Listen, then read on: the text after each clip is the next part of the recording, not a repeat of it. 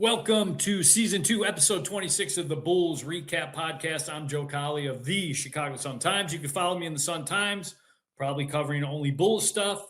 You could read me on Twitter, X, whatever you want to call it, at @JCowleyHoops. Follow at your own risk, especially this time of year. I'm going to read a list of names right here.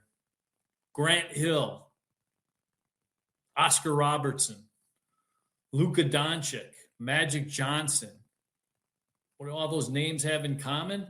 This man is sharing residency with them in one way or the other in the record book. So let's bring him in, Mr. Josh Giddey, and that beautiful head of hair of his. Big Joe, thanks for having me, and thank you for that introduction. Yeah. So, all right, you passed Grant Hill in triple doubles, and right now you are the fourth player in NBA history to amass at least 30 triple-doubles at age 23 or younger, sharing with Oscar Robertson, Luka Doncic, Magic Johnson. So, and the other night you passed Michael Jordan. So we've shared these names with you, and your response was, well, triple-doubles might not be what they used to be. I mean, is that really how you feel that, yeah, it's great to be mentioned with these guys, but different era, different game, different time? I mean, I guess I think the game evolves and different stats become more or less relevant. I mean, obviously, a triple double is hard to get. You know, it's not an easy thing to do. But I think in terms of how frequently it happens these days, let's say it's more often than what it did back in 20, 30 years ago, whatever it is. But I'm not undermining. It's an impressive thing to do, and anytime your name's mentioned with guys like that, it's something you don't take for granted. So I don't overlook it, but I'm saying that I think that the way the game is played probably allows for more stats to be for players to get in this day and age. Here's just my observation. You tell me if you feel this way too.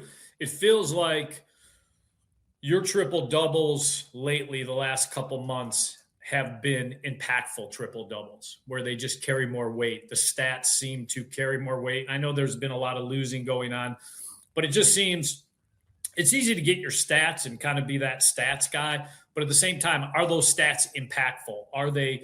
Do they lead to winning? Are they winning plays that at least put you in position to win? Do you feel that way that, there's triple doubles that feel less meaningless than other triple doubles? Yeah, no, I agree. I agree with how you said it. I think recently, obviously, the numbers look big and they are, but I think if they impact winning, it's more meaningful than when it's a triple double and you're getting blown out by 30 points. It's not really, it doesn't hold a lot of weight. So I think having them and games being competitive mean a lot more to me.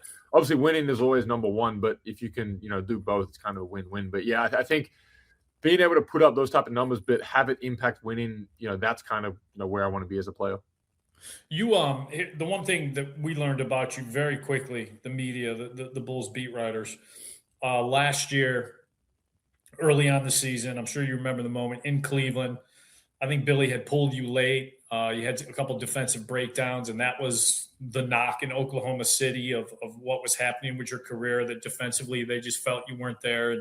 And Billy pulled you. Not only were you sitting in the locker room waiting for us, all showered and ready to talk to the media, where you could have tried to duck us and stuff, but I thought your self-awareness was really put on display, where I think you talked about, if you were Billy, I would have pulled me too. Mm-hmm. First of all, where did you kind of get that mindset that, hey, I have to be transparent of the flaws in my game, and at the same time make it known that I am trying to improve at that it's a sore spot, it's an Achilles in your game, and you're trying to work on that? Yeah, I mean, it was obviously a big talking point in Oklahoma. And I remember having a conversation with Mark Daignault about it. And he spoke to me and basically said, you're at a point in your career, this was probably midway through my third year, where defensively, you kind of are who you are. And if you want to be a guy that's always targeted, down the stretch of games, they constantly calling you up, that's who you're going to be unless you make a change. And I think a lot of it is just a willingness to do it. I mean, I'm never going to be this elite, all-defensive first-team player, but if you can compete and want to defend and buy in defensively, it goes a long way. So I think the effort from me from that point on, it really – that game was probably a big turning point for me defensively. Just seeing how much Cleveland attacked me, and I couldn't even be out there on the floor to try and win a game. And right. Yeah, I mean, it takes a lot of. I think looking in the mirror at what your flaws are as a player is an important thing, because if you avoid it and duck it and don't want to acknowledge it, that's when it becomes a problem. So, I'm very aware as a player of what I need to get better at, and that side of the ball is something that I need to continue to get better at. But yeah, that point in Cleveland was probably the lowest I'd been after a game in a long, long time, and I still remember it very vividly. But yeah, I think I've taken strides in that side. But as I said, I mean, it gets to a point as a player, you are who you are defensively. But you give a lot of respect to guys like Steph, who, physically is not the best defender, but he tries and he really competes. So I look at a guy like that who people probably look at as not an elite defender, but he's a guy that gives a lot of effort on that side of the ball and is by no means a guy you can just call up into action and target anymore. It seems like to me, I mean, obviously you brought it up. You're not going to be Alex Caruso. No one's ever going to say you're going to be Alex Caruso.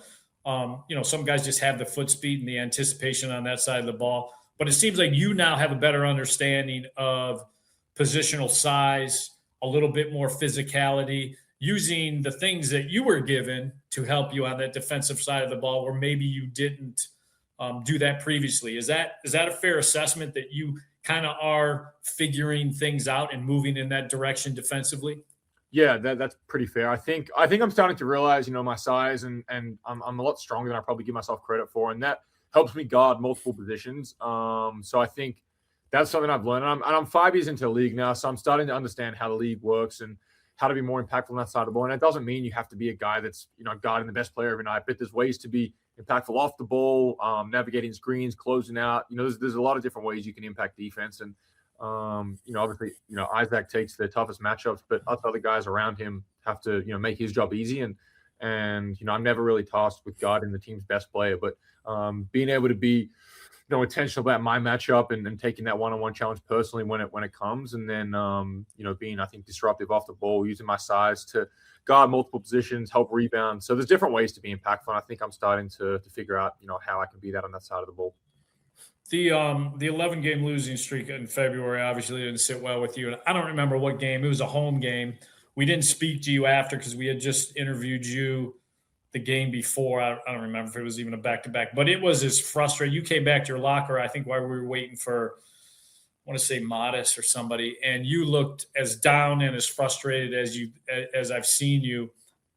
What's the toll that it takes on you mentally when you came here on a team that felt like, hey, we're building forward. We have Kobe White, we have Vooch, we had at the time Zach, and now all of a sudden, just over a year and a half later, it's going in a different direction. I mean, how frustrated were you, and how do you kind of ride that out and make sure it doesn't kind of just start eating you up inside? Yeah, it was frustrating. Obviously, we didn't win a game for an entire month, and that's a long time in basketball. And I think the frustrating part was that there was a lot of chances we had to win games, and it's easy for us to use the excuse, we had a new team and we just got thrown together. And I think I didn't want to use that. I mean, I thought we had enough in the locker room, and there was games that we lost that we should have won. And I mean, anytime you lose 11 in a row, regardless of the circumstances of the team, whether you're the number 1 seed or the number 15 seed in the conference, that's a lot of games to lose in a row. And we never felt like we were that, low of a team and we were that bad of a team. Like we didn't feel like we were 11 losing game streak type of team. And it took time to figure out, I guess, adapting to everyone that came in and trying to integrate new guys into the team. But yeah, that was frustrating. That 11-game streak was, and when it started to get to 8, 9, 10, it felt like everything was just magnified with the struggles we were going through. And yeah, it was challenging. And I was trying to do whatever I could to wheel us out of that slump. But it just felt like the hole was getting deeper and deeper. And I think finally when we got that Milwaukee game, it kind of snapped us out. Obviously, it snapped the streak, but it felt like we were moving in a better place. And although the wins probably weren't where we wanted them to be, it felt like we were continuing to build in the right direction. But yeah, I mean, that was as frustrated as I've been in my career. I've never lost more games in a row than that, I don't think. And yeah, that was a pretty challenging time for not only me, but a lot of guys in the locker room were feeling right. Do you vent that with other guys? Do you vent that frustration, or do you? I mean, because obviously you're forced into a leadership role now. Do you make it known that, hey, I'm pissed and this is not this is substandard basketball? I mean, how do you kind of deal with that? Yeah, I mean, first, I'm pretty bad at hiding my emotions. That's probably the first thing. So, I mean, and obviously no one's ever happy when you're losing 11 in a row. So it doesn't really everyone's kind of frustrated and on edge around the locker room. But I guess I spoke with Billy, a fair bit during that stretch. There's Trey and Martis. I said a fair bit to him. We spoke about it different ways, how we can all help to get us out of this. But it's not a secret that when you go through a stretch like that, everyone's probably frustrated and wants to snap out of it ASAP. But I guess as a leader, you've got to be able to, keep guys' spirits up. And, you lose that many in a row, it's easy for guys to start, splintering and think about themselves. But I think the most important part was we all kind of kept buying into what we're trying to do as a team. And that got us back on the right track, I think. And, we're 4-4 in our last 8. So there's positive signs after losing 11 in a row. I'm not going to say it's all, it's all sunshine and rainbows, but there's a lot of, there's a lot more optimism to be had. And I think, where we're at now is a lot more positive than where we were probably a month ago. You brought up Billy Donovan. I've had so many arguments with people, whether it's on social media or a column I wrote about Billy. I defend Billy because I think, do I think Billy Donovan is the best coach in the NBA? No, but he's pretty damn good, and he's in the Hall of Fame for a reason. And I don't think I think Bulls fans, I don't know what the percentage is. It feels like it's half and half. Half blame it on Billy, 90% blame it on the front office. But I mean, what kind of coach is he? I mean, I just think not only is he a human being, but a coach. You hear just so many guys swear by him from his college days, like a Joakim Noah, to nowadays with Modest the other night saying, I want to ride with Billy forever. I mean, where do you kind of put him? Because you did come from a different place, so you've had some different coaching. Where do you put him as far as how important he is to you guys? Billy, I mean, I couldn't speak higher of Billy. I think obviously his resume speaks for itself. He's a Hall of Fame coach, but just dealing with him on a day-to-day basis, I think, and I think a lot of our players would attest to the same thing, that he's direct and he doesn't beat around the bush with guys. He tells you kind of what you need to hear, not what you want to hear. Obviously, Martis could probably speak on it better, but Martis probably had a tough rookie season, not playing a lot, up, and then you look back now, and he's probably very, very grateful for the way Billy, coached him and developed him. So, and as I said, I couldn't speak higher of Billy. I think he's a leader. He's a real leader of men, and he can get guys to where he wants them to go. And he, this is aside from all X's and O's and strategic stuff on the court, but he's just a really good leader. And as I said, I mean, I think a lot of guys would say the same thing, that they love playing for him. I love playing for him, and he's been nothing but awesome to me. We've had a lot of tough, honest conversations, but they've all been productive. And as I said, he doesn't sugarcoat anything. He gives it to you straight, and that's kind of all you can ask for as a player. Your mom and dad both played basketball in Australia, correct? Correct. Did your dad coach you a lot? Yeah, he coached me literally my whole childhood, from about 5 to 17 years old. Similarities with he and Billy, just the coach part of it, obviously. I mean, was your dad harder on you? Because Billy can be tough on guys, especially young guys. Yeah. He seems to give vets more of a pass, but the young guys, they get some tough love from him. They do. And obviously I was in my 4th year when I came here, so I was probably coming towards the end of my younger, years. Right. But I mean, kind of going back to the Modest thing, he's probably the one who can speak on it better than me. But he was in the G League, in and out the rotation, and now he's playing, a massive role for us. So but in terms of Billy and my dad, I think there's similarities. Obviously, my dad is not a Hall of Fame coach like Billy is, and I was a kid when my dad was coaching me. But right.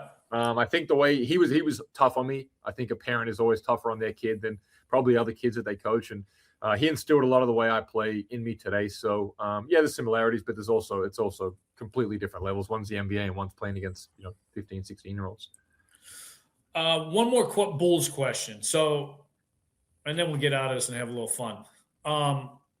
You get the contract this year. As of right now, I mean, obviously we don't know what's going to happen in the offseason and stuff, but as of right now, do you hope at some point, and we used to ask Zach LaVine about this, the guy that has the highest pay usually should have the highest say. Do you hope that they at least run things by you and say, hey, look, we feel like you and Modest and Trey are kind of foundation pieces, maybe even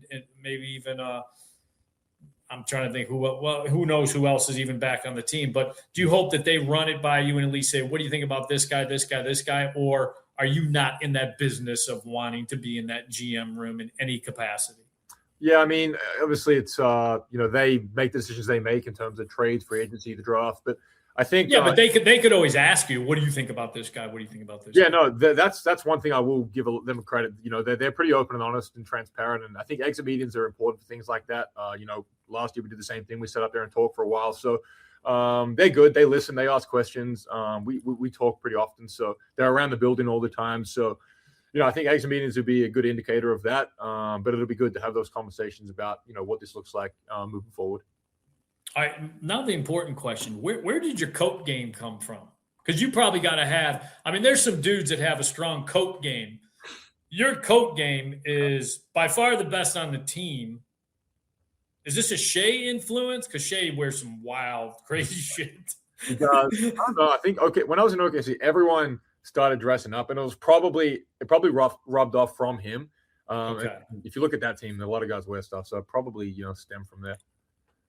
Do you, when you look back at OKC, I mean, how do you, people are going to say, well, you were traded and then they win a championship. And when you were there, you guys were a rebuilding team. And then the rebuild came quickly. Mm-hmm. Do you look at it and go, those are my friends and I'm thrilled about them? Or do you go look at it and have a little human nature and go, I'm happy for them, but No, honestly, like there was I was just happy for him. And like, I would tell you, trust me, I'll tell you if there was any like, of the part of it, but there really wasn't. I mean, I watched him the whole final series, you know, and I always said if we didn't win the finals, I always wanted them to. I'm so close with a lot of the people there, players, and they were nothing but awesome for me while I was there. So, you know, watching them win a championship, I didn't have any like negative feelings towards it. I was happy for those guys and that organization. They deserve it. But yeah, I mean, trust me, I would tell you, you'd be the first to hear it from me if there was any feelings of like negativity towards them. But I have nothing but great things to say about, you know, OKC, and I was happy that they got to win a championship. All right, I'm going to get you in the interrogation room, and I'll get you out of here because I know you just have loved these first 18 minutes, 17 minutes. All right, let's see. So I'm just going to ask you questions. First thing, top of your head, you just answer them. Have fun with it. Better hair at the age of 23, because I've seen a picture of your dad, Warwick, right? His name's Warwick? Yeah. Quite the hair game. You or your pops, better hair game at the age of 23. My dad. Yeah. I'm going to go with your dad. All right, there's a closet fire. You can only grab one of your coats. Which coat is it? Big fur blue coat that I wore at All-Star Weekend a couple years ago. Okay. What about that rainbow one that you just had? That one's pretty. It's up there, but that's not the one. All right. Most influential teammate that you've ever had so far. It could be from back in Australia growing up. It could be with OKC. It could be with the Bulls. Who's the guy that you think just whatever he did, something sank in and it really kind of elevated you? I would say a guy called Daniel Dillon. You probably have no idea who he is, but I played with him my first year professionally in Australia, and he was my vet. We were roommates on the road. We spent a lot of time together. I couldn't drive when I was in Adelaide. He drove me everywhere, so he was definitely the one for me. Back in the 21-22 season, OKC, your rookie year, could you tell, and be honest, that the SGA takeover was going to happen? I mean, was he showing enough then that you're like, damn? Yeah, you could tell. My first year there, I think he just missed out on the All-Star game. Then the second year I was there, he just missed out on being a starter, and then that's when he started to really kind of ascend to a superstar in the league. Let's see. What is a better moment as a Bull out of these two choices? The half-court shot against the Lakers, obviously the half-court shot heard around the league that night, or that you actually had Kobe White thinking that a drop bear was real in Australia? Sure. Probably the Kobe story, because not a lot of people know that one. Tell it real quick just so people know. I know you're going to be telling a secret about Australia. Yeah. I told him there was a thing called drop bears in Australia, which is fiction. It's what a lot of Australians will tell tourists when they come. And they're little bears like koalas that jump out of trees and land on your head. And I told him the story, and he believed it for a long time. A couple months. Yeah, a long time. And then we had to remind him there was this thing called Google. You could have double-checked it. I know. All right, I grew up, obviously I'm old. I grew up in the 70s and 80s. Most influential Aussie for America, is it, and you rank them in order. Okay. I'm going to say the three that Steve Irwin. Yep. Elle McPherson. Yep. Paul Hogan, Mick Dundee, the crocodile. Steve Owen's definitely one. Okay. Probably Paul Hogan and then Al. I had Paul Hogan, Steve Irwin, and then Al. Yeah, okay. True or false? My iPhone 6 is badass. False. You need Dude, I still got you jealous of the home button. False. A little bit. Okay, if you didn't play basketball growing up, what would you have done? Played Australian football. Rugby? Nope. Australian football. Australian rules football. Yep. Did you play that ever or no? Yep. Played it till I was 16. Then I had to pick a sport, and I chose basketball. But yeah, I would have played that. Australian rules football tougher or American football tougher? Australian football, way tougher. Yep. I don't know about that. Is there a lot of CTE and head damage? No padding, no helmets, no padding in Australian football. Can you do an American accent? I mean, I can't. A lot of Australians think I have an American accent. Really? It doesn't sound like it to you, obviously. But yeah, when I go back home, a lot of my friends' family think I've picked it up from living here. What is your best American accent in a sentence?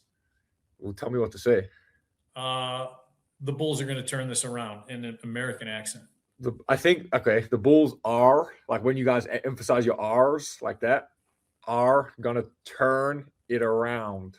That's pretty good. It's got a little Southern twang to it, but it's pretty good. Yeah. I have an Australian accent.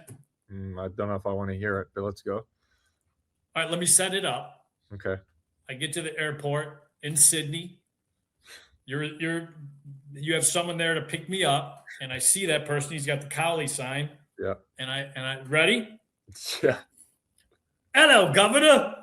That's pretty good, right? Governor's British. That's not Australian. Oh, please. That was good. Just admit it. All right, last one. Travel, just the team only, the travel party. And I know the person behind your shoulder loves this question. You guys are in the airplane. It gently crashes down on an island. Yep. No one's hurt, but you're on a deserted island. Who's the first eaten? Who's the what? Who's the first eaten? The first that you guys say, all right, we got no food. This guy is annoying. We're going to eat him. And who's the last survivor? First that we eat, I'd probably say probably Yabu and Nick. They might be able to feed a few more. Who's the last survivor? I don't know. Who do you think would just figure it out and figure out survival? I mean, you come from a place where there's like deadly. Yeah, I'll put myself up there. I'd say Trey, high IQ guy. He's smart. He'd figure it out. That's a good answer. Pat. I think Pat would do well. That's like the third time Pat's been picked. Like a lot of guys think he's like sneaky country. Yeah. He does like a hunting, fishing type stuff. Yep. I don't know, but that's a good question. I like myself because, I'm used to, outback and different animals and things like that. So I think I do all right. Have you ever been bitten by anything venomous? Snake, spider, you name it. Yep. This sounds like a drop bear story. I don't think any of them. You have been? Yeah. Oh yeah. You badass. I put my shoe one time, and it was a summer. It was a really hot day, and there was a big snake hiding in the bottom of it. And it bit you. Yep. You want to hear my Australian accent again before you go? Go ahead. Hello, Governor. That's pretty good, right? We got to work on it, Joey. All right, my brother. Thanks for doing this. No problem, man. Thank you for having me. All right. We'll see you soon. All right. There you go. Josh Giddey. Good dude. Good talker. Answers what you need. Self-aware like that. All right. Let's get to Cowley Island. It's been about 9 or 10 years since I had to say this gentleman's name, Mr. Marble Mouth himself, Nate Duncan. Been off my radar for a long time, Natey boy. He's background for him. He's a failed attorney turned basketball nerd to get his foot in the back door using stats and numbers and the CBA and he's king of the nerds. A lot of people love what he does. He breaks down film. When he first came on my radar 8, 9, 10 years ago, whenever it was, I asked a couple of people about it, actual people that are in the league, and they talked about his film breakdown being very sophomoric. But so Nate, he and I had a confrontation 9-10. Again, it's been a long time. He tweeted something out about me. He drew first blood. I confronted him about it. He's 6'5", big man, small shoulders, no heart. But he's at it again now, and was brought to my attention over the weekend that he attacked the Bulls beat. So I went and gave it a little listen on his little Nate podcast. His assertion was, well, first, the co-nerd that does the podcast with him talked about how all you need is one person to protect your front office, and if that one person is the owner, then he's Teflon. And then they were talking about Arturas Karnisovas and obviously why he hasn't been fired yet. So that's probably the proper assessment. You have to understand something. Billionaires don't really care about what newspapers or what talk show guys or what a lot of people have to say anymore. They look at what the stands say and what the suites say and what the investors say. That's what they look at. But Nate felt like he had to take a shot at the Bulls beat. He brought up the Tribune, but didn't even bring up Julia Poe's name. She's been doing a great job for the Tribune, and he follows her on Twitter. I researched that, but he couldn't bring up her name. Secondly, he takes shots, and I didn't think they were very subtle, about how Sam Smith and Casey Johnson now work for the team, kind of inferring that they are voices for the team now. Well, Nate, let me tell you something. Sam Smith has done more in this profession, and Casey Johnson they've been in the foxhole already. You've never been in the foxhole. You're a sniper from far away. You don't go and criticize people and then go face those people the next day. That puts you in the gutless department. That's what you are, and that's the problem I had with you 8, 9, 10 years ago. And then, of course, you said Joe Cowley is a hothead, and nobody listens to him anyway. Even though if you had done your homework as a failed attorney, you would have seen that Jerry Reinsdorf has twice released statements condemning things that I wrote. Once that Ozzie and Kenny were fine and weren't in a civil war. That was wrong and proven to be 100% on. And then secondly, he didn't like a story I wrote about Derrick Rose, marched Derrick on TV to try and, even though the whole thing was on tape, to pretend like Derrick didn't say that stuff and he and the organization were getting along splendidly. Again, wrong. So he's had 2 statements condemning me. I frequently criticize Arturas Karnisovas, but your assertion is, well, if the beat was harder on Arturas Karnisovas, even though Will Gottlieb, who I believe criticizes him, Julia Poe criticizes him, I criticize him frequently, then somehow that would influence billionaire Jerry to say, I got to fire this guy because Joe Cowley and Julia Poe and Will Gottlieb are criticizing him. Dum-dum. Stick to what you know. Numbers, getting nerds on your website, things like that. Don't venture out. Stay in your lane. This is not your lane. You're not a foxhole guy. You aren't in there every day criticizing players, personnel, or front office, if that's what I choose to do, and then facing those people the next day. Accountability is very important in this profession. You have none. And remember, I can do what you do. You have yet to prove that you can do what I do. Boom. Let's go to the list. We got the NCAA tournament starting. Let's pretend the Bulls do not get out of number 9. And what kind of guy is in that area code for them? What kind of player? Here's 3 names that you guys should keep an eye on with the tournament about to start. Nate Ament from Tennessee.